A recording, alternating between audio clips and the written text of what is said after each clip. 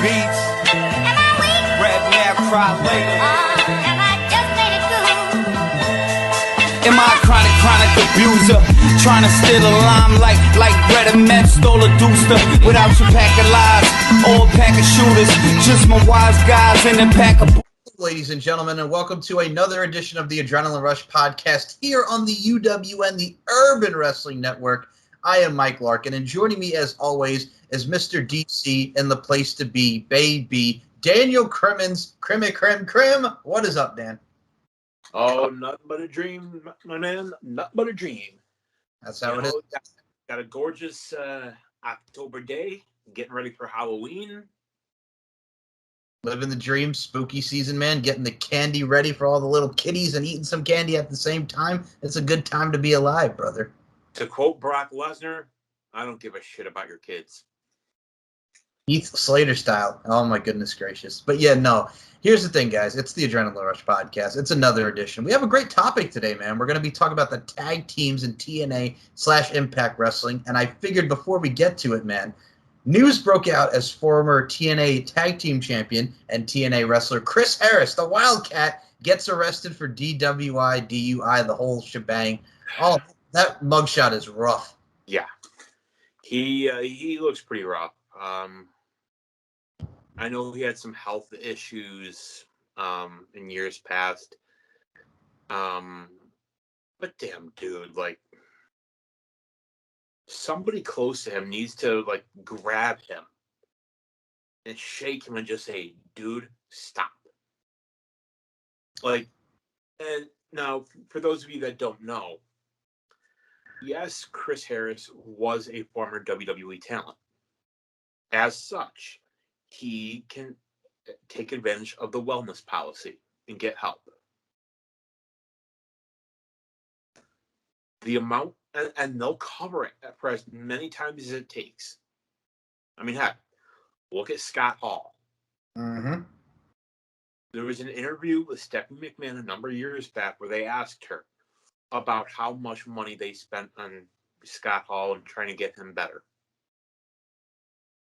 She didn't say exact figures. She said, but it's high six figures, if not more.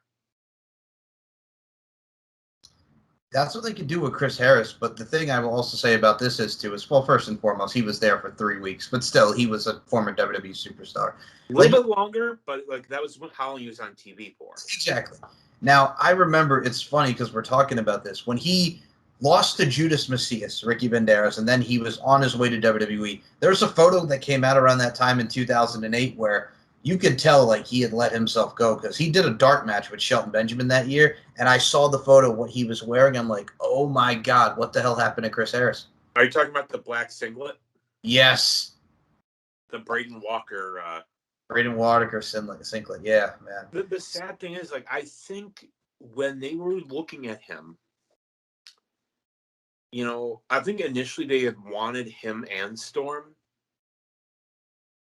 But I think if I remember right, Storm re-signed. Yes, he re-signed.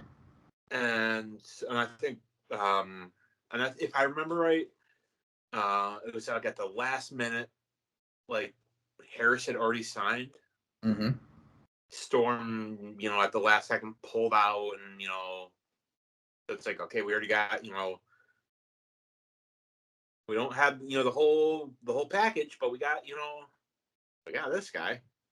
It's funny because his tenure was he beat Armando Estrada. Then the next week, him and Matt Hardy were backstage, and Matt Hardy goes, "You're like a wildcat, aren't you, Braden Walker?" We're making a reference. And then he beats what's his face, James Curtis. Remember Casey James? That's who James Curtis was. And that was it for old Braden Walker. Hey, Mike, knock. Who's there? Braden Walker. I'm gonna knock your brains out. But you know what? And also, in addition to Impact and just wrestling in general, I do want to address something that happened towards the end of last week. The passing of Mr. Reggie Parks. Yes. Now, for those of you who are not aware of who Mr. Parks is, Reggie Parks is the creator of some of the finest professional wrestling championship belts that we've all seen.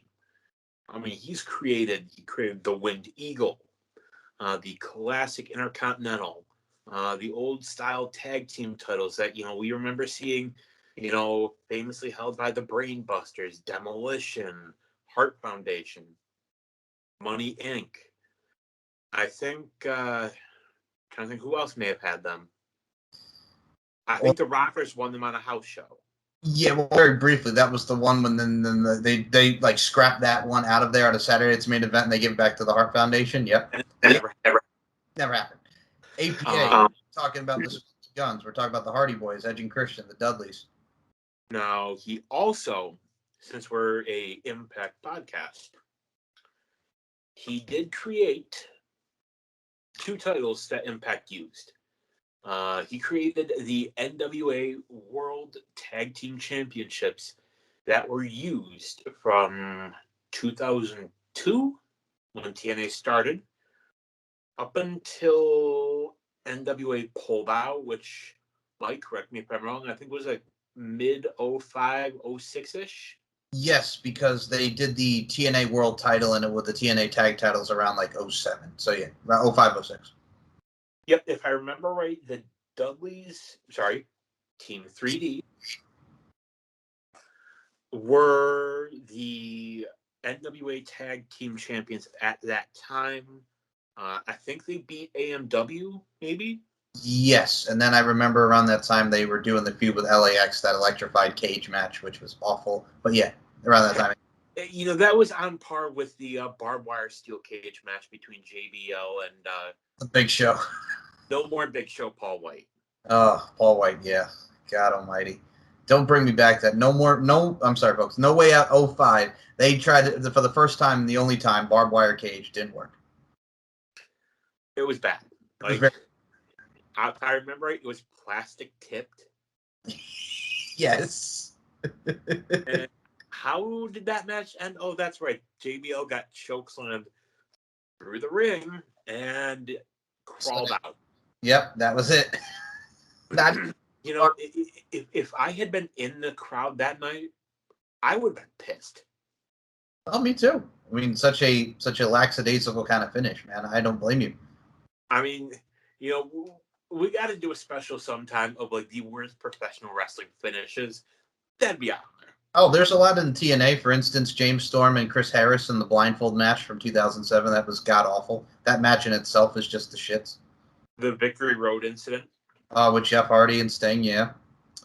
There's a lot to cover when we get to that because there's a lot of crap. We'll talk about that. Well, yeah, we had Christy Hemme and the big fat oily guy because that was when they were making fun of Big Dick Johnson. Now, the other championship that Reggie Parks created for Impact, and it was a very simple design. I'm talking, of course, the N.W.A. TNA X Division Championship with the big red X right in the center. Held by so many great men around that time. Michael Shane, Matt Bentley, Chris Sabin, Jerry Lynn, Low Key, AJ Styles, Kid Cat, Amazing Red, yep, Joe. Chris Daniels had it too. Yes, Christopher Daniels. I mentioned Low Key. Oh my God. Petey Williams. We'll be here all day. Little Petey Pump. Little Petey Pump, but yeah.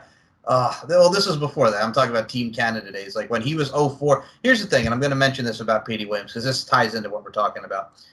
Petey Williams, when you first saw him do the Canadian Destroyer, you were like, oh my God. Like this. Now it's just like everybody does it, which is true, but it makes the move feel not as special as it used to. And do not talk about it to him on Twitter. Yes. Do not talk anything other than the Canadian Destroyer, or he will put you in your place. Oh, absolutely. And well, he should. Like I remember hearing about it. On the message boards back in the day, before Facebook and before social media took over. Actually, no, I think this was even in like the old MySpace days. Yes, because that was around 04 to 06. Yeah, that's early MySpace. Yep.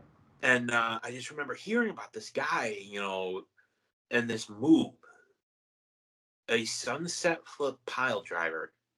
And I remember hearing that, and I'm thinking to myself, like, But without seeing it, like, you think in your head, like, how is that supposed to work? Like, how do you do that? Like, and other people have done it. I think Adam Cole, Baby. Panama Sunrise, yep, he's done it. Rey Mysterio Jr. has his version. Well, think of like Amazing Red. It's like almost the Code Red. It's like almost like the Code Red, the Sunset Flip Bomb. But you know what? The thing about that is, yes, other people have their version, but it's not the same. It's not as good. It's not. And Petey Williams okay, so here's what they did. I remember he wrestled Eli Drake for the Impact World title in like 2017, 2018, around that time. And Eli Drake, I believe, was the first person to ever kick out of the Canadian Destroyer. Because that was like a big thing, like, because nobody kicked out of the Canadian Destroyer. Because they protected that move for years. I wonder whatever happened to Eli Drake. I hear he's spending nights in LA somewhere. Yeah, I don't know, man. I mean, he's next up on the chopping block, man. That's all I'm saying.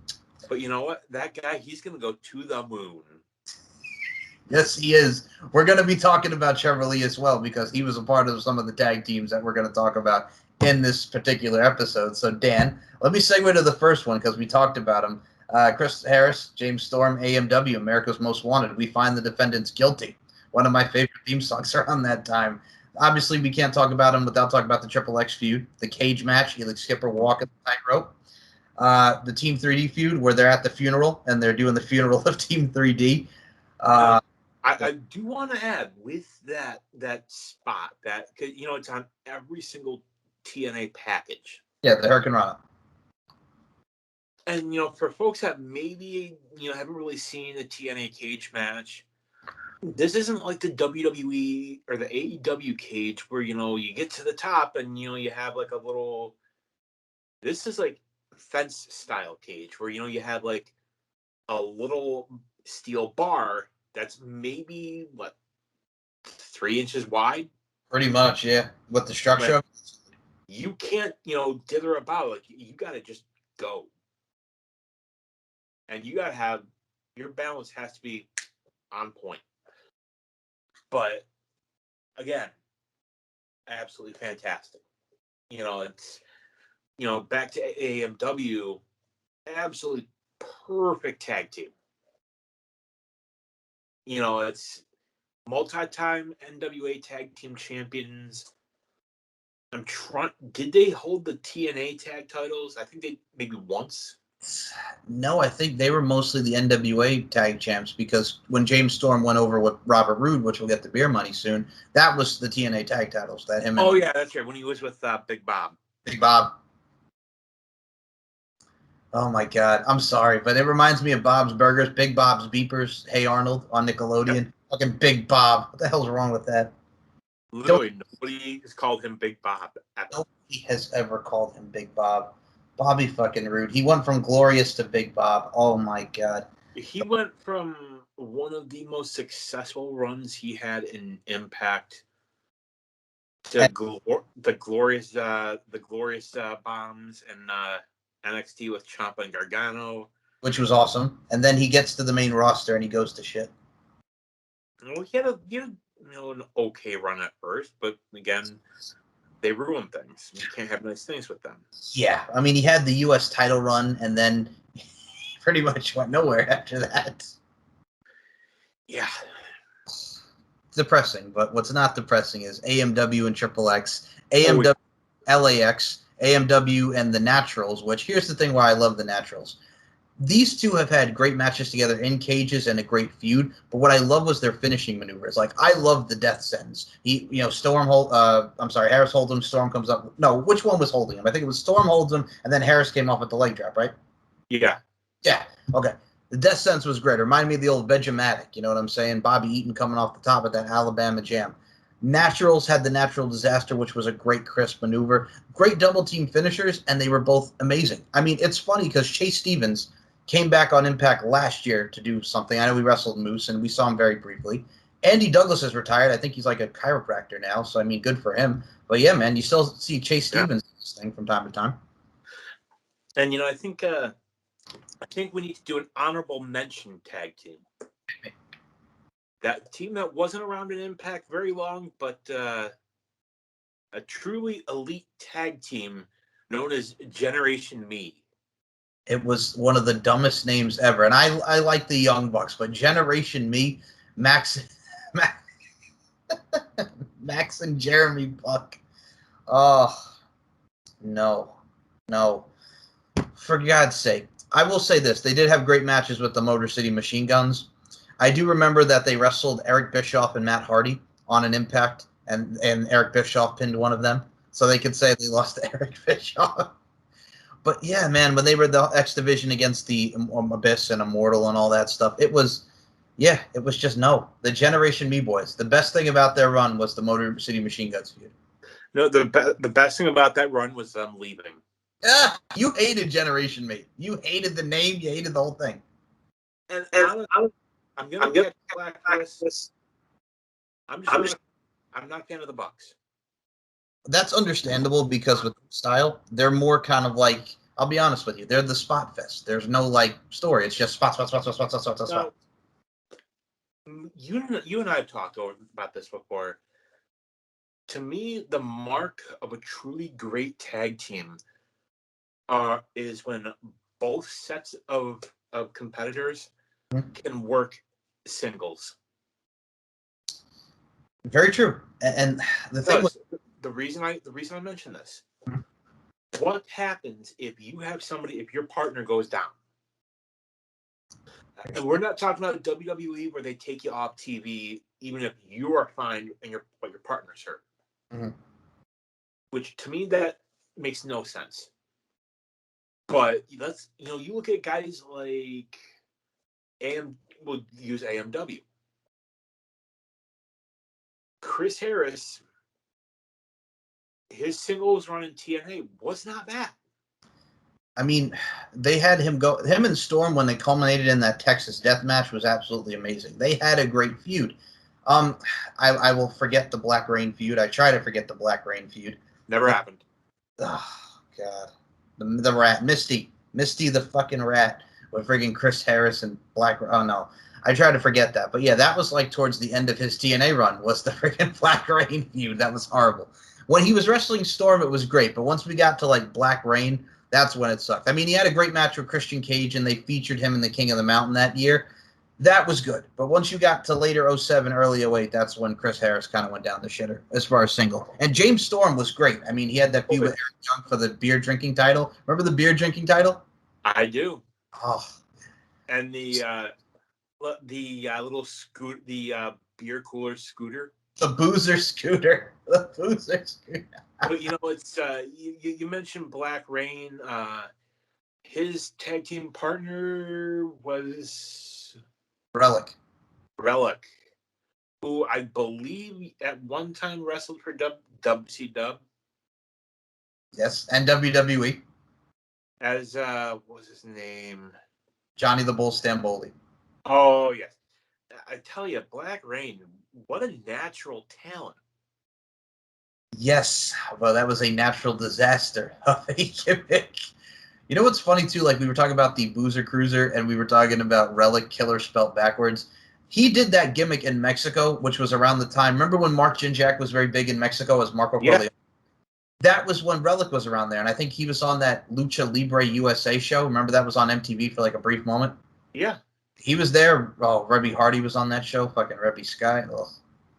Let's not talk about her. We don't want an angry tweet. No, I don't want anybody coming at us with an angry tweet. No thanks. But no, yeah, oof. Yeah, that Black Rain. He. I think he had some shattered dreams. I think it was time to put the curtain call on him in TNA. And I think it was time to hit the roads, if you will. I'm sorry, I'm not out of analogies. Yeah, me too. But no, well, Dustin Rhodes will even admit that was one of the times. Well, this also actually fits because him and Relic were a tag team for a short time. That was one of his points in his life where he was just at a low, and he was Relic was just dumb because Johnny the Bull Stamboli name was Relic, and just he added nothing. And they did that in that fucking match, the Shop match, and he comes out of the fucking thing, the box, and it's just like, What the fuck? And I'll be honest. He is a talented guy. Mm-hmm. But the gimmick did nothing for him. You're telling me that you couldn't find anybody, and recreate the FBI, the full-blooded Italians, with him? I mean, you had something with Vito, Trinity, and the thing that they were doing with Glenn Gilberti and Johnny Swinger. They were the NYC, the New York Connection. You know what I'm saying? Like, that was a thing. That was like their Disco Inferno. Oh, well, Disco Inferno's going to be in there, man, because him and Swinger were a tag team. Then Vito came along. Trinity was the best thing because Trinity was fine as wine. And then she had her brief run in ECW with Little Guido and Tony Mamaluke as a part of the FBI. Now, again, so many great teams in TNA. And, you talk about darker gimmicks. Mm-hmm. Decay. And I'm not talking about the current iteration. I'm talking about Abyss and Crazy Steve. Yes, we are not referring to Black Taurus and friggin' Crazy Steve and Rosemary and now Havoc in there. It's good, but it will never beat Abyss, Crazy Steve, and Rosemary. I will say this, like, if you listen back, I believe it was last week where we had mentioned, 2 weeks ago when we mentioned Abyss. Yes. I really think DK kind of breathed new life into Abyss. Yes. I mean, I think the last tag team we saw in before this, I mean, Joseph Park and Eric Young was a thing. Now, I remember when Abyss was teaming with Matt Morgan for that back in the day. That was the match where Abyss went into the fiery tables. But yeah, I mean, Abyss and Matt Morgan was okay.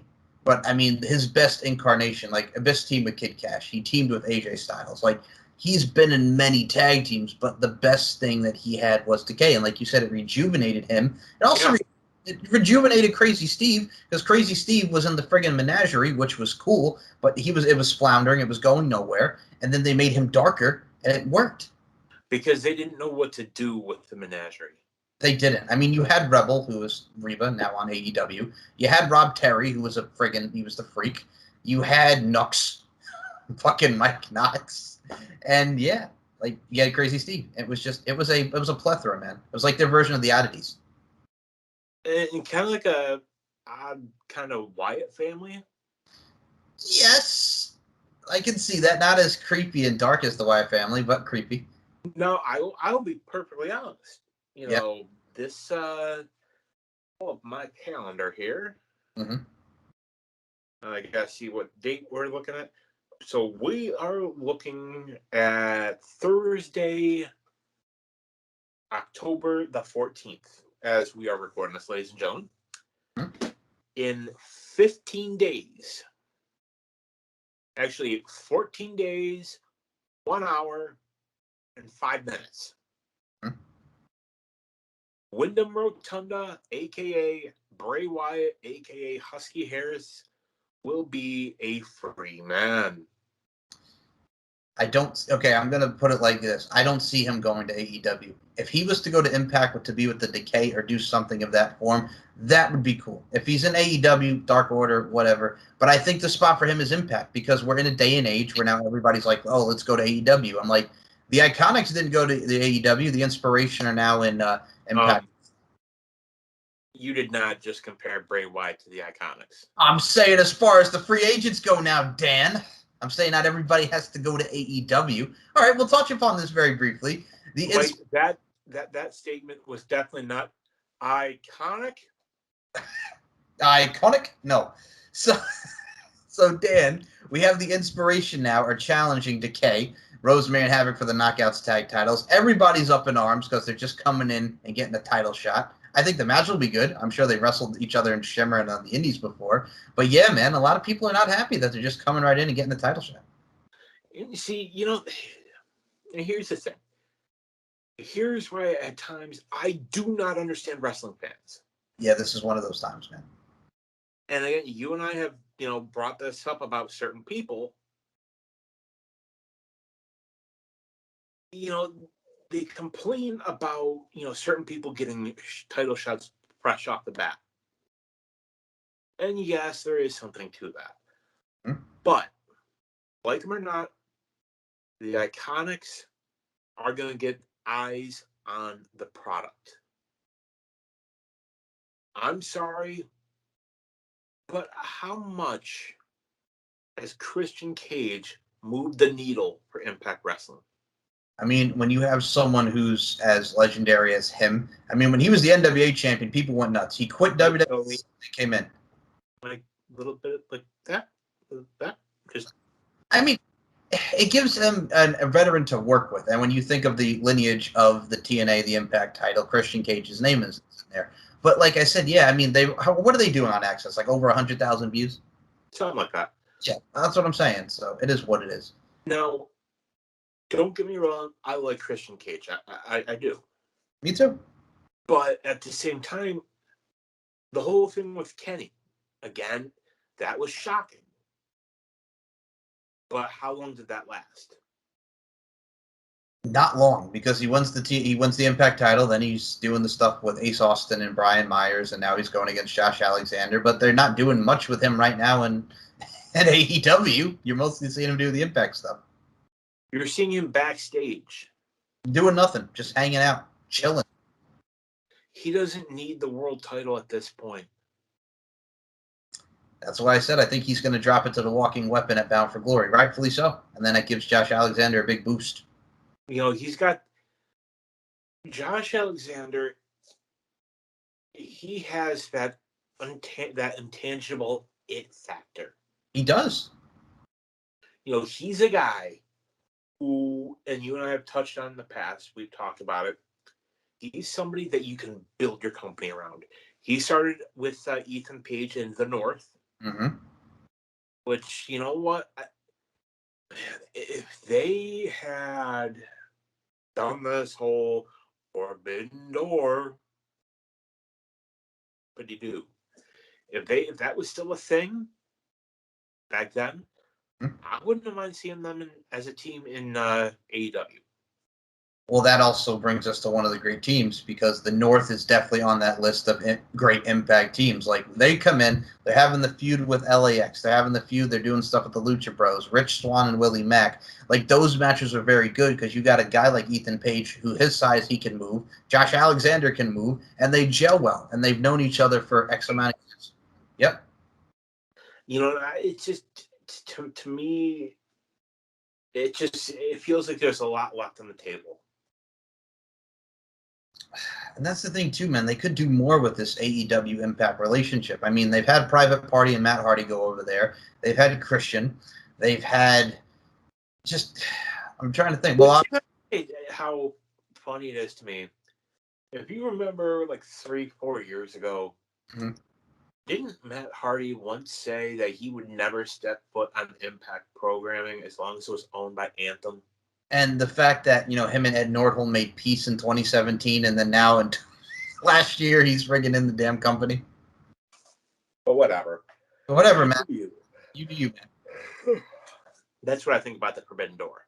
I'm sorry, and I know a lot of people get upset about that because, well, let's see what happens. I've seen what happened for months. There's hardly any Impact talent going over there. I mean, they brought in Hikuleo from New Japan, and they brought in Jay White, but I'm like, oh, and they brought in Finn Juice, but still, it's like, okay. And, you know, I do enjoy that. You know, I love me some Bullet Club. Me too, and it's good, but, I mean, here's the thing. All of their key members went to AEW or moved on. The only ones that are there right now are what? Jay White and the Gorillas of Destiny and all those other guys. Oh, now Chris Bay is a part of the Bullet Club hanging around there, so, I mean, hey. You know, it's... As the COVID situation overall is getting better. We're getting back to some sense of normalcy. Exactly. I would like to see a couple more people from Bullet Club come over. I'd like to see Yujiro Takahashi come over. You know, God, although it looks like maybe they're kind of doing their own thing. Tama Tonga just beat Kazuchika Okada. Which, you know, you and I have talked. I am a huge Tama Tonga fan. He doesn't give a fuck, and he just beats the crap out of you. And I like his style. He works very, very well. and him and the Gorillas of Destiny, that whole thing works and it gels. It's family. Okada, I love Okada. I think he's amazing. But every time you see Okada, it's Okada. The title always goes back to Okada, or he's doing what have you. You know what I'm saying? I know we put over Jay White, and then he beat Jay White for the title, and he's been having the stuff with Naito, and he's been working with everybody. But still, it's like, god dang, man, it's always Okada. Yeah. Okada is to New Japan what John Cena was to WWE. He's their franchise. So you're saying Okada's John Cena and Tanahashi's like Randy Orton? Similar. Similar, yeah. Well, that's who's always at the forefront. Is Tanahashi? It's the three names. It's Okada, Tanahashi, and Naito. See, I would consider Naito your Randy Orton type, where he can work face just fine, but as a heel, he's just spitting at everybody. He is perfect. Like the whole thing when he was the Intercontinental Champion, just tossing the belt up in the air and just letting it just no fucks given. Now, it got so bad, and I'm a belt guy. You've seen some of my collection, Yes. They had a fan show, maybe before COVID, I think, and they had the old IWGP Intercontinental title on display. Mm-hmm. There were so many pieces missing. Like the banner was hanging by a thread. And maybe it's just because the strap was white. But oh my God, it was dirty.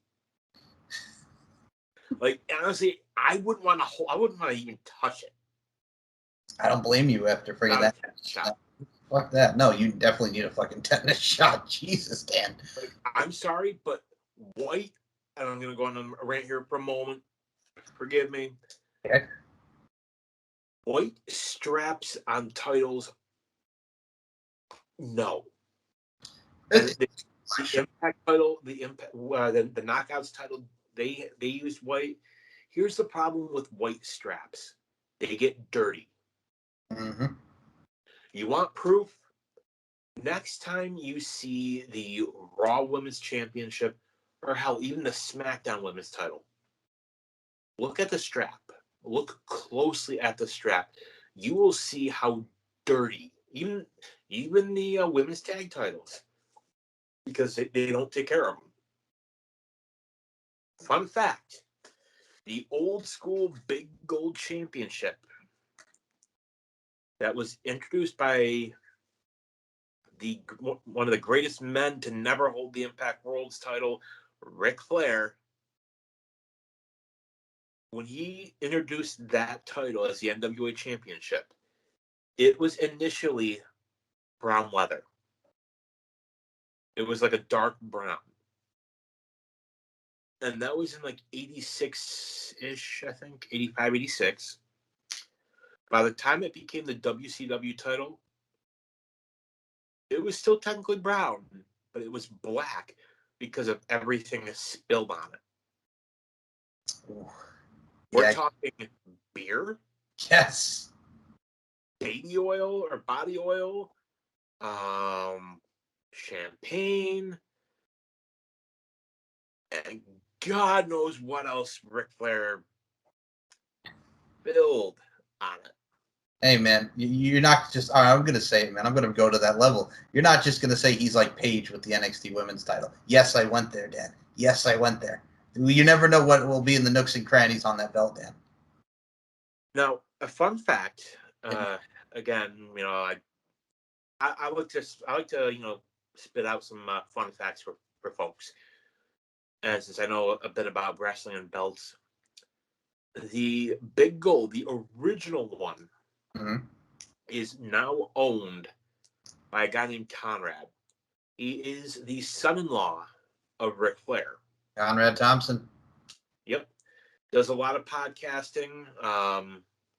Nice guy. And he actually has it. And this is the same belt that Hulk Hogan spray painted N.W.A. on twice. Actually, 3 times.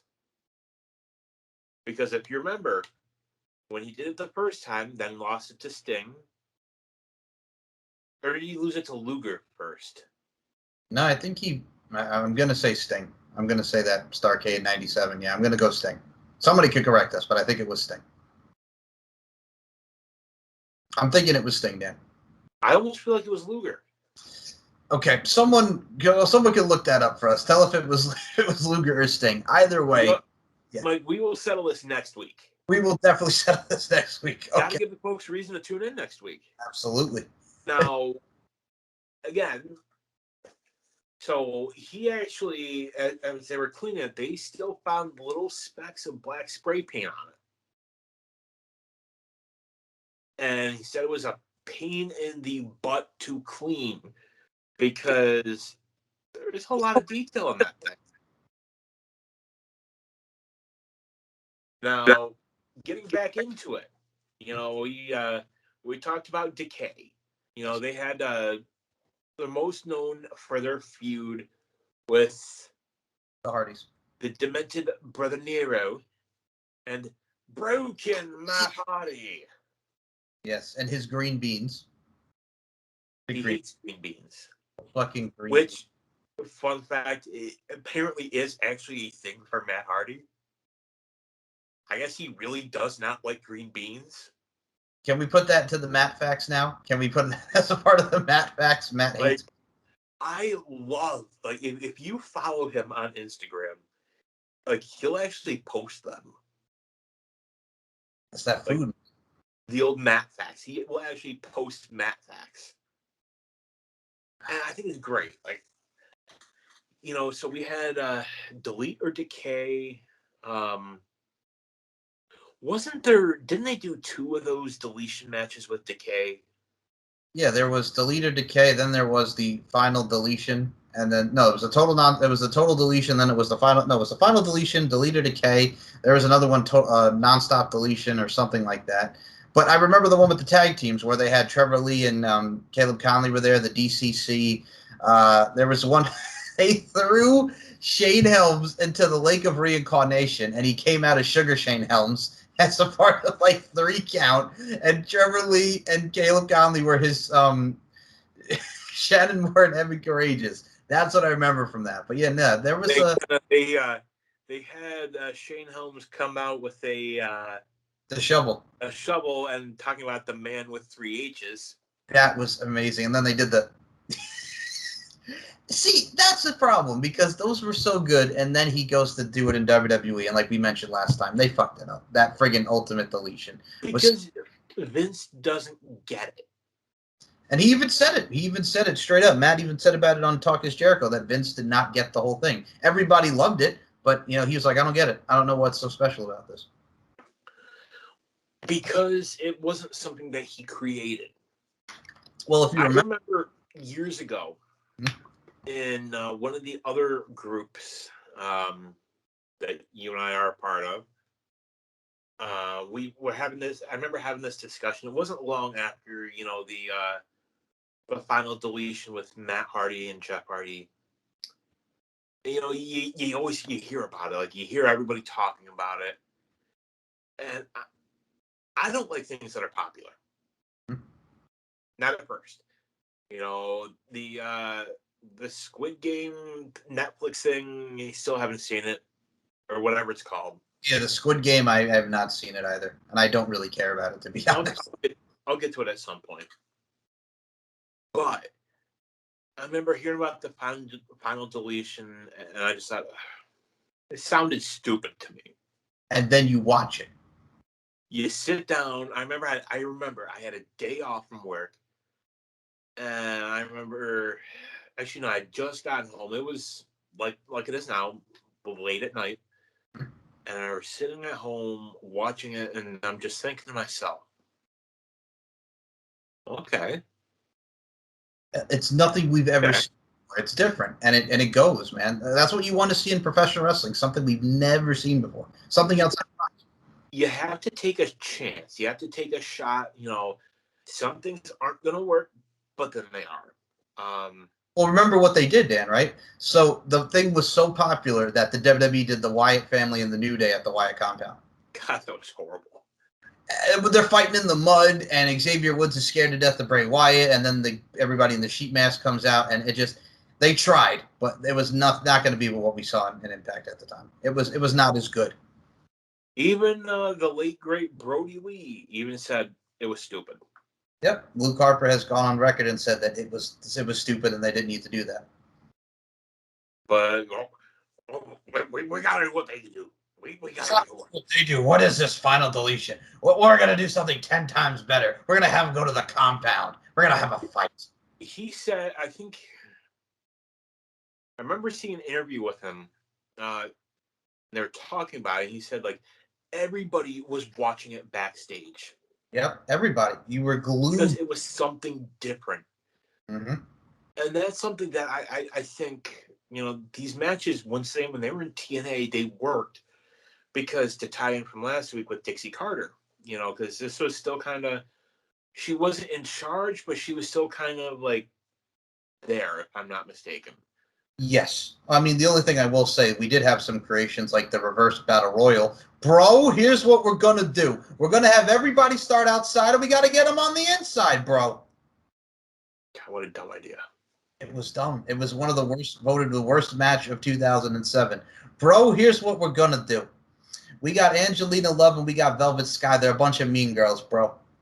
See, my daughter was watching Mean Girls, and I said, hey, and they're beautiful. And my son was listening to some Marilyn Manson, bro, and we're going to call them the beautiful people. Now we need some names for Angel Williams and Talia Madison. Angelina Love and Velvet Sky. My son had the porno on, bro, and I saw these two porn stars named Angelina Love and Velvet Sky. Brilliant. $1 million idea. The beautiful people.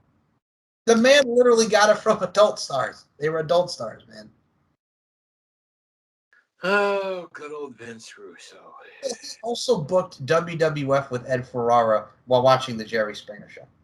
But see, back then, he had Vince McMahon to kind of say, dude, no. It was his filter. And then when he went to WCW, no filter. Do you honestly think? Mm-hmm. Imagine this is the creative. Mm-hmm. Yo, Vince, he's the idea for the night, dog, bro. I'm going to book myself to win the title. It's the prop, bro. He's going to win the prop. And Vince would have looked at him and would have said, you're not going to win it because I'm going to win it. But what was different about that is the whole thing with Vince and Triple H worked because that was the big storyline of '99 with Stephanie with Triple H. That worked. This was just Vince Russo was dressed like a football player, like the Giants. He's going in there against Booker T. Goldberg spears him through the cage and legit pretty much gave him a concussion. And yeah, that was what it was at the Nassau Coliseum. Vinny Rue booking himself in his hometown to win the WCW title. Goldberg seemed to give a lot of people concussions. Well, I mean, I think with Vince Russo was personal because he did not like Vince Russo. Did anybody? Well, him and Glenn Gilberti get along very well, the Disco Inferno. But why does that not surprise me? Well, this is the same guy that wanted to do the Invisible Man, so hey. So, back to it. Yes. I don't think you can talk tag teams, and you mentioned them, LAX. Now, okay. I'm not talking about Santana. Back. I'm going LAX 1.0. Okay, so here's my earliest memory of LAX. It was originally Homicide, Conan, and Apollo, who's from Puerto Rico. He went back to Puerto Rico. That didn't work. Then they brought in a guy by the name of Ricky Vega, who was Machete, and Machete did not work. And then you finally get Big Sean Hernandez, and that became the LAX that we all know and love. Exactly. To me, that's where it started. And I remember the gimmick. You see these guys, these Hispanic guys come in, kind of similar to the whole Nation of Domination kind of thing. Yeah. And Conan was a great mouthpiece. He had just broke away from the 3 Live Crew, which again was a tag team. But yeah, and then it's just like, you know what? Y'all are oppressing me. I'm Hispanic. I'm Mexican. Here come my boys. We're going to take over this. You know what I'm saying? And they had It was perfect. Okay. Now, you see, this is where we have to differ on this because I'm going to say it was perfect, but this is where the argument comes in. So it was originally with Conan, but then Hector Guerrero got involved, and we brought in Shelly Martinez as Salinas, which is named after Serge Salinas, Dixie Carter's husband. I'm talking the original with Conan. Okay, well, I wanted to ask you because the follow-up to this was Hector Guerrero, and then they brought in Shelly. Did you like that version? I mean, it was entertaining, but not as good. No, because all Shelly Martinez did was just dance. And I love Shelly Martinez. She's a beautiful woman, but it didn't add as much with Hector Guerrero there. Conan was the voice. They could have brought her in, but kept Conan with them. Yeah. I mean, all right. So a reason why I love the Inversed Incarnation, because it introduced me to one of my favorite tag team feuds. Them against AJ Styles and Christopher Daniels in that cage match that was brutal from Bound for Glory 06. They had a great feud. Then they wrestled with the Dudleys. They wrestled with everybody. You know what I'm saying? But that right there was their first pinnacle feud when they won the N.W.A tag titles. Funny. Yes. When you mentioned LAX and Pinnacle. Yes. Which, you know, we got LAX 2.0. Or Santana and Ortiz. Can I be honest with you about this, Dan? When they first came in, it was them and Diamante, who's now a part of AEW. And I'm like, no, this is not LAX to me. But then they grew on me because they're very good. But yeah, the first time I saw them, I'm like, this is not LAX. This is not. You know, again, another mark of a great tag team are two guys that just mesh together, that work. Mm-hmm. Homicide and Hernandez worked perfect. Yep. You know, they had, you know, killer theme music. You know, it worked. And, you know, if I remember right, Conan left TNA. I think there was some kind of something going on. He pretty much sued them for, you know, racial stuff. Which honestly wouldn't surprise me if that were the case. No, and he's talked about it in interviews where they were very, they used some derogatory racial slurs at Monty Brown. So, yeah, I mean, it's out there. Conan's documented it. But yeah, that was around the time then we brought Hector Guerrero in, and then they were pretty much done. Here's the thing that got me. They split up LAX. I remember Homicide hitting Hernandez with that chair, and he was with remember the Elite? It was Eric Young and all those guys, Rob Terry, the British Invasion, the World. And I'm like, you had Homicide turn on Hernandez? Because that's when they wanted to push Hernandez like really, really big as a solo act. And, you know, he was fighting Sting and all these guys. But Honestly, it should have been the other way around. You thought Hernandez should have turned on Homicide? Exactly. Hernandez should have been the heel. He, you know, had that, you know, that. I don't know how to put this. To me, Hernandez always looked like a heel. And he's better as a heel than a babyface. You know, he's got that kind of jacked physique, you know, where, and if I'm not mistaken, I think he was trained in Texas by some guy named Sean Hickenbottom. Yes, I believe he was a part of that same school with like Daniel Bryan, all those guys. He was around that time with the Shawn Michaels and all them. Yep, Texas Wrestling Alliance. Yep, in the academy. I wonder whatever happened to that guy. I don't know, man. I don't know. It's the final countdown is what happened with that guy. I think he's elite somewhere. Wherever he is, he's an elite guy. He's an elite guy. He really is. You know what I'm saying? He's an American Dragon. That's what he is. Yes. Yes. He is. Oh. Again, you know, I think the LAX feud, I don't know what else to call it. Okay. Good. So for me, I will say this. So when they brought back the OGs, as they were known, when it was Eddie Kingston with them, Homicide Hernandez against Conan, Santana, and Ortiz, that was a great feud. I loved the feud. It worked. Now, what did not work for me with Hernandez was when they put him with Anarquia, and they were Mexican America.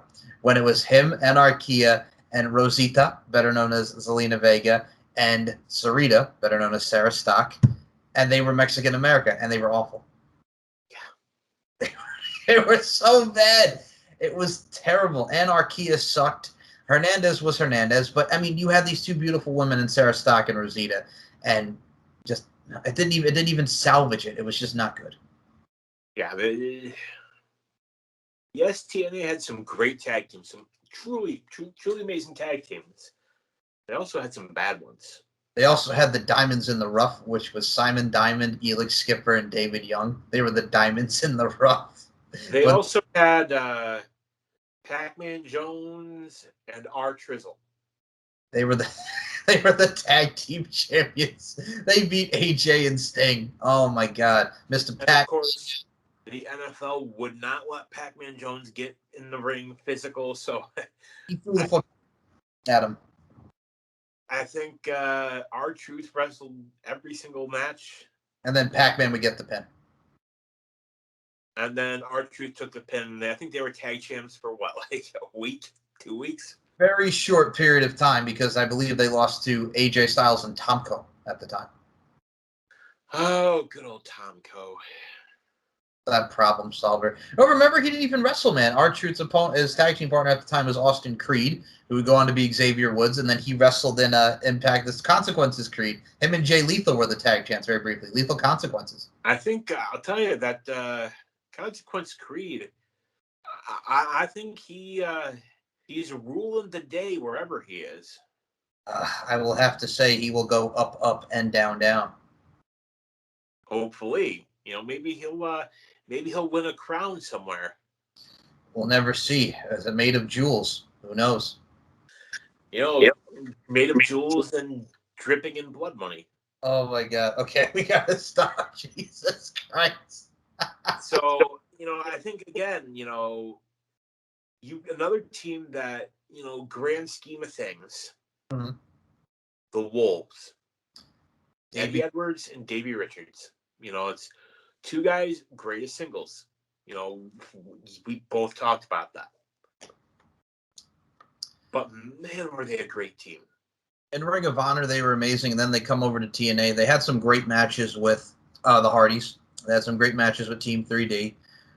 Man, but they had some good matches with, I believe Beer Money was in there as well, or Bobby Roode and all them. God, man, no. They were so good that it's just like, God dang, don't split them. But then they split them, and Angelina Love and Alicia Edwards got involved, and they had that blood feud. And then Davey Richards was gone, and then they made Eddie the single star. They made him the world champ. And, yeah, it was something, because when they came in 2014, remember they came in with MVP? Yeah. As like his bodyguards, and then they actually let him wrestle. You know, to me, there's a way to split up a tag team, and there's a way not to. And that way, with Davey Richards and Angelina Love and Alicia and Eddie, as that split was not one of those ways. No, like you look at in wrestling history, some of the good ways to split up a team, the Rockers. Yes, one of the absolute best. That sweet chin music, throwing him through the glass and then ripping up the photo. Absolutely. Who would have ever thought that? You know, you'd think it would have been Jannetty would have been the guy. Okay, Jannetty was a screw up, number one, and number two, no. I mean, back then.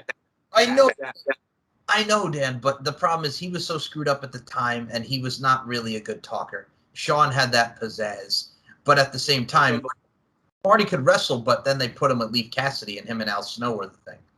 Fucking Leaf Cassidy. Fuck Al Snow. Al Snow. Oh, but no, man, when it comes to the Wolves, like, my things that really stick out with me are the Hardys bouts and the stuff with Team 3D. Like, yeah. The tag champs, whether they're solo or not, they stood out also with their tenure in Ring of Honor, like we mentioned. But one other thing I will say, because, I mean, Team 3D we mentioned there, I remember when they first came in, and remember they were supposed to be Brother Ray and Brother Devon Deadly, and they were going to be Deadly instead of Team 3D? Yeah, they're going to be the Deadly Boys. Deadly Boys. Bubba Ray has said in the shoot interview that it was originally, so if they hadn't left, do you know who they were originally going to be wrestling with? Oh. Eminem, Joey Mercury, and Johnny Nitro. Well, they were the hot team at the time, Dan. It was 2005. They brought in Eminem, so the Dudleys were going to work with Eminem. And, you know, it gives me kind of credence to the idea of, you know, the recent reports of why Bully Ray left WWE. Yes. A couple years back. Yeah. I can see that. But again, you know, I think the Wolves were absolutely a fantastic team. You know, I think they could have done a little bit more. Mm-hmm. I would have loved to have seen it. But again, sometimes the short-term teams work. Another great team, that I feel that we would be remiss if we didn't talk about, the Motor City Machine Guns. When they first started, like, they did the stuff with Paparazzi Productions, and like we mentioned, one of their matches with Generation Me. The feud with Beer Money and the best of series that they've had, I think it was 7 series, was amazing. Their run against, I mentioned Me, Beer Money, oh my God, like, they've had so many great matches. Team 3D, the person to kick out of the 3D was Chris Sabin. You know what I'm saying? The Chris Sabin, Alex Shelley, the matches with Team 3D will be here all day. But those two gelled so well. They were such good friends, and it worked. And it worked tremendously. And you know what? I think a mark of a really, really great team is when, they kind of go their separate ways, but then they can come back, and it's like, boom, nothing ever happened. I mean, they came back to Impact against the Rascals, and they had a great tag team match and as a team very briefly not too long ago. But when I look at them, the problem with them for me, Dan, was they were both injury prone. One was getting injured. The other one was getting injured. They were too injury prone. Yeah, which honestly I think is probably why we didn't see Alex Shelley much in NXT. Yeah. It's unfortunate, but, again, it is what it is. I think maybe they were hoping that he'd do more of kind of a training thing, but yeah, I mean, they did the thing in the Dusty Rhodes Tag Team Classic with bringing back him and Kushida, which was awesome. But yeah, then he's back in Impact with Chris Sabin. Then friggin' Alex gets hurt, and now Chris Sabin's just doing his solo thing. Here's the thing about Chris Sabin's solo thing: it gave me one of my least favorite Option C cash-ins when he cashed in on Bully Ray and won the TNA World Title, and then lost it 3 weeks later. God, that was stupid. But Option C. And how did he win it? Oh, that's right. Bully Ray went for the Bubba Bomb. Yes, and he hit him with the pipe. I just know it was a hammer. It Hammer. was the ball peen hammer. Yes, the ball peen hammer. Thank you. Not the pipe. Thank you. And, Bully Ray falls on his back, and Sabin just sits on him. 1, 2, 3. 2, 3. Like, okay. Oh my God, Chris Sabin did it. Well, you're coming off of the year after Austin Aries beat Bobby Roode, and then now we had to do it again. I think the only one who cashed it in that really didn't do it, remember Spud cashed it in on Kurt Angle? And they had a great match, but you knew Rockstar Spud was not beating Kurt Angle. Oh, Rockstar Spud. Drake Maverick. Maverick. I'll be honest. I'm a fan. I'm a fan of his. It's funny, and he's great. Here's the thing. I'm going to say this, and this might piss off a lot of the AEW fans. He is more of a Spike Dudley than that little shit cricket Marco Stunt. I'm not a fan of Marco. I'm not. I'm sorry, but he adds nothing to the team of Jungle Boy and Luchas. He's just that little shit cricket that likes to throw himself around, and he's like 2 feet tall. 2 feet tall, excuse me. Like, he works in a GCW environment. Yes. All right. He's not. Don't put him on my TV. But you do, because it's Marco. And, he's a fan of Sammy's, so sure. Okay, sure. Again, gotta love Rockstar Spud. He found his niche, and he's rocking it. Oh, absolutely. I think when him and EC3, you can count them as a tag team, when him and EC3 did their stuff in TNA, it was golden. They were hilarious as a part of Dixieland, that whole unit. I mean, we mentioned Team 3D against the teams like LAX and the Steiner Brothers and talking about singles matches. Dude, when Bubba Ray started doing the Bully Ray character, it was amazing because Bully Ray, he lost a lot of weight. He took himself seriously, he became a great TNA champion. Devon did his thing. I mean, obviously the Ices and Ites, and he was the TV champ for a little bit. But, I mean, they had some good solo careers in Impact. And, I mean, around this time, remember the Bromans? Friggin' Robbie E., now Robert Stone, and Jesse Goddard's the Bromans. Bro. We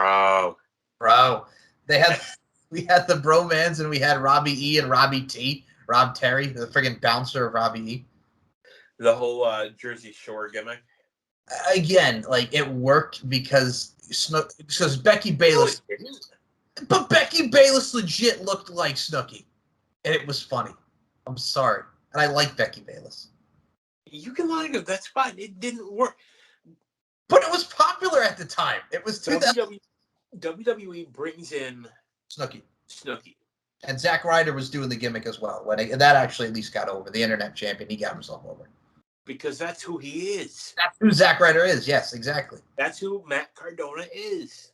He's the Long Island guy that likes to go by the beach and just hang and go to gym and tan and do all that good stuff. Gym tan laundry. And, but who did TNA bring in? Angelina, JWoww, and the guy. Ronnie. Yeah. The guy who can't keep out of jail. Oh God, man, you're going there, man. You really can't keep that guy out of jail. Fuck Ronnie, man. Fuck Ronnie. But no, dude, they brought in Angelina, who sucked because she was so nervous and she just was the drizzling shits. JWoww just to get in Cookie's face, and Ronnie actually wrestled with fucking Eric Young. Yeah, but you know what? Again, there's a way to do it. Yes, and there's a way not to. WWE did it by having her do one fucking move. And rehearse the fucking shit out of it. Yes. And these guys, they should have just been managers. Like, manage people. In TNA, they just had... Excuse me, that's what I think about friggin' Ronnie and all them in the Jersey Shore. But no, fucking they brought them in. Angelina sucked. Everybody sucked. You know what I'm saying? It's funny because I had to do it because I saw she was live on Instagram, and I'll say this right now. Angelina, I had to ask the question. I remember when you were in TNA, talk about that match in TNA. She said she had a lot of fun doing TNA. And then she got into it with Carmella on Twitter, and I'm like, bitch, she would fuck you up. Carmella would wreck her. Like, she should not get back into professional wrestling. I know JWoww was dating that friggin' 22-year-old or whatever he is that was a wrestler, like an independent wrestler. You know about this, right? The guy, that fucking Zach guy who's like fucking 6 foot tall. Yeah. It's just no. The Jersey Shore again. It was popular then when they started it, but now it's just like it's okay. Well, they're all older now. You know what I'm saying? Mike Sorrentino. Mike the Situation is not the situation of that time period anymore. And he's gotten himself clean. Great for him. It's not an easy thing to do. So big props to him. Big props. Man. I think we've talked Team 3D, or sorry, the Deadly Boys. The boys. I think we got to talk about, and you mentioned Triple X. Christopher Daniels and Elix Skipper, amazing as a team. You also throw in Low Key in there. Like, their music was even great. That day, the Triple X team as a whole was amazing. Low Key fit so well in that. Then he would go on to be Senshi. But yeah, man. Prime time. The only good match he had was that match with Dolph Ziggler at Survivor Series 2010 for the Intercontinental title, because they didn't want to go for the world title because he's too fucking small. Good old Ziggles. But no, and in his deep voice, Senshi, Low Key. He was great as the X Division champ. Elix Skipper could have done so much more than, the Diamond in the Rough and the whole thing with Triple X, but Elix Skipper left the business. Daniels is still doing his thing. It reminds me of N.W.A. Cyberspace. I know I mentioned this last week. Triple X wrestled there. They wrestled against the Solution a lot, which was the Greek god Papa Don and Havoc, God rest his soul, being managed by the Sure Thing John Shane. I mean, again, a lot of those guys around that time period was doing that promotion in N.W.A. Cyberspace. So you got to see a lot of their work in Impact as well as in a independent in New Jersey, Wayne, New Jersey. Good old Jersey. That also gave us Jersey All Pro, man. The Backseat Boys, rest in peace, Trent Acid and Johnny Cashmere. Another team that again, a truly all elite team. Yes. Balance. Oh my God! They had Christopher Daniels got an Appletini over. They were funny with everything that they were wearing from the Marvel stuff, just doing what they did. And they were great. They gelled together. But they made it funny. And Christopher Daniels was the life of the party. Again, we've talked about him, in the past. Like, how Christopher Daniels is one of those guys, you can't help but like him. He's a very likable individual. He's funny. He's entertaining. He is. I like him. He's a good guy. I've never seen anybody say a bad word about him. Because you can't. He's a veteran, and he helps a lot of the teams that are coming up now. And I mean, we mentioned the teams that are newer, like we mentioned the North. There's Rich Swann and Willie Mack, Ace Austin and Madman Fulton. I mean, the tag teams that they have now in Impact are good, and they're promising. But yeah, the teams that we're mentioning here actually paved the way for the new generation that we have, and I think it's amazing just to see the evolution of tag teams. Because for a while in WWE, remember around the time period we had the Dicks, we had the Heartthrobs, and Impact was giving us LAX and AJ Styles and Christopher Daniels. So I mean, hey, it was a catch-22, if you will. Yeah, Madman Fulton. It's great that he finally got his sanity back. Sawyer Fulton. Oh God. But no, he lost a lot of weight. I can't say anything bad about him. He looks really, really good. Dude looks jacked. Jacked. He's great. But yeah, no, it's funny just because, like I said, we're going through the list of the tag teams. I think we hit a lot of them. I mean, we mentioned the Steiner brothers and obviously Scott Steiner and Petey Williams. Little Petey Pump was great. Rick and Scott did their thing against Team 3D, and the Steiner brothers were amazing to see in TNA. Now, yeah. There's one team left, at least on my list, that we have yet to talk about. All right, hit me. We have Beer Money. Okay.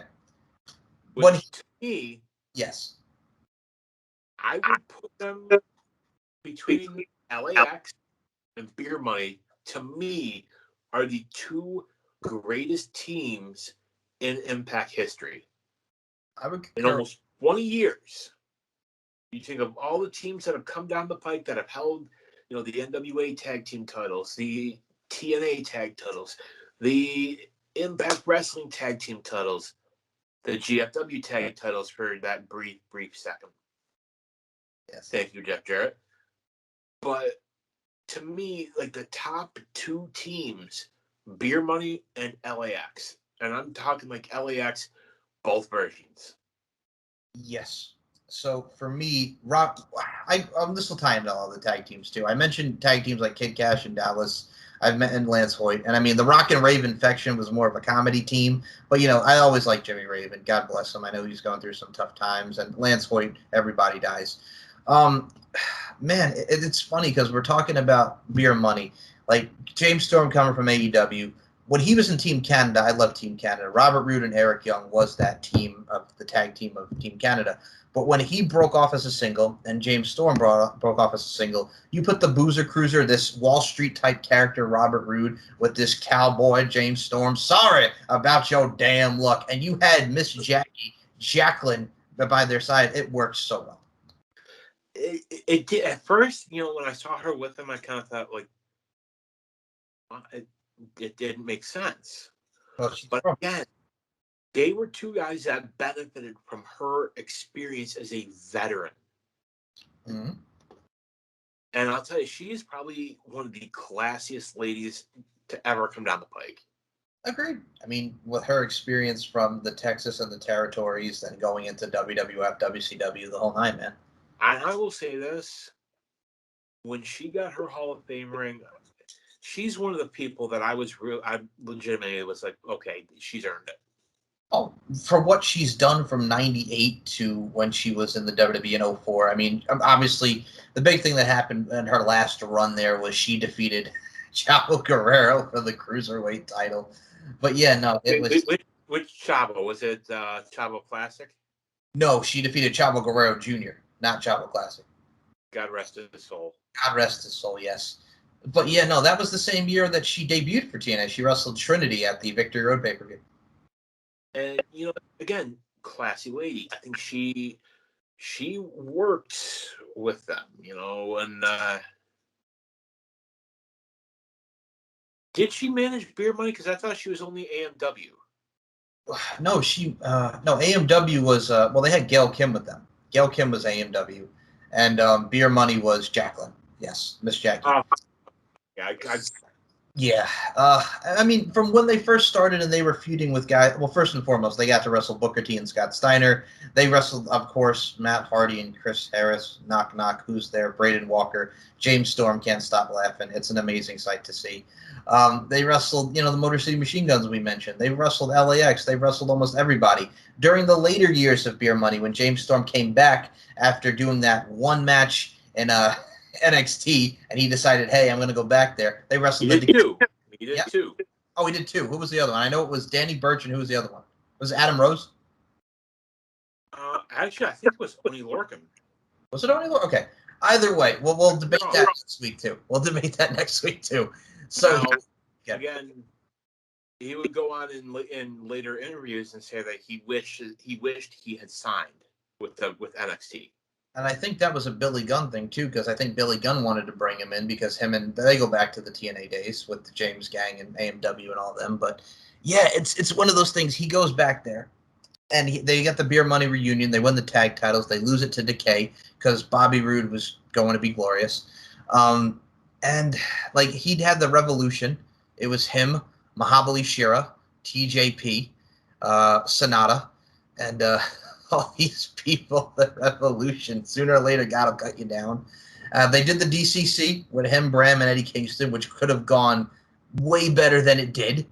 But yeah, no, the best years of James Storm were the AMW and Beer Money years because they were a friendship and it worked. And again, we talked about proper ways to end a tag team. The beer bottle, and just like that whole feud to me was just absolutely just. It went on for a year and a half, man. They really stretched it out. Like they would fight, and then they would come back to each other, And it was perfect. Like you had James Storm as perfect. Wrestling fans, they like beer and they like fighting. Bobby Roode, I say Big Bob. Who doesn't love Big Bob? Who doesn't love Big Bob? Absolutely not. Like he to me is a better heel. And I just remember watching. Then you just see, if I remember the match, it was just the two of them wrestling. We're gonna have a fair competitive match for the title. And then he grabs the beer bottle. And thankfully, it was a gimmick beer bottle, and it wasn't like we won't mention that one episode of Dark Side of the Ring. No, oh God, but yeah, no, that was the match that really put over. I mean, James Storm beats Kurt Angle, and then they have the match. Bobby Roode turns heel; he's the it factor. And that solidified both men as that sympathetic babyface, and Robert Roode that dicky heel. That's how you treat a brother. Bullshit, Mike Tenay on commentary. That just set it up, man, and that was Beer Money, and that was one of, if not the best tag team. They're going to be on the Mount Rushmore for tag teams. You know what it is? I wish that we could at least get Jim Storm back in NXT, even if it's just for a month. I would love to see a Beer Money reunion just one more time. Me too, man. Me too. And it's, to me, they'll always be one of my absolute favorite tag teams in TNA. Between them and LAX, again, one of the biggest things that makes a tag team, the entrance music. You think of great teams, the Steiner brothers, their WCW theme, which, the music, the lyrics were corny as hell. Steiner line. But they worked. Yes. You got the Dudleys, WWE, there are various teams in the WWE. Perfect. LAX, the theme that Conan did for them, perfect. Loved it. Beer Money, you hear the beer open, the coins fall, and you just hear the shouting of Beer Money. Was perfect. That is what makes a great tag team, and that makes the great tag teams that we discussed today on the podcast. Final word, Mike. Yeah, man. Who, if you had, of all the teams that we have discussed, who are your top 2 tag teams in all of TNA history? I am good. Well, ugh. See, now you're gonna put me on the spot. Okay. Yes, I am. Yes. Spotlight is on you. Spotlight's on me. Beer Money, and I'll go AMW just because that's where it all started for me. I go AMW and Beer Money. Good choices. Good choices. How about you, Dan? Again, Beer Money and LAX, both versions, both Homicide and Hernandez, and Santana and Ortiz. Each for various different reasons. I think with the different versions of LAX, each iteration is served a purpose. Homicide and Hernandez kind of represented like the old school TNA days, and Santana and Ortiz, they got over, and I think people saw how good they are. They gel as a team, and my hope for them as a team is once their contracts come up with AEW, stay put. Mm-hmm. Don't. It's that classic line from Billy Madison. Stay here. Stay here Stay for as as long as you can. Like, seriously,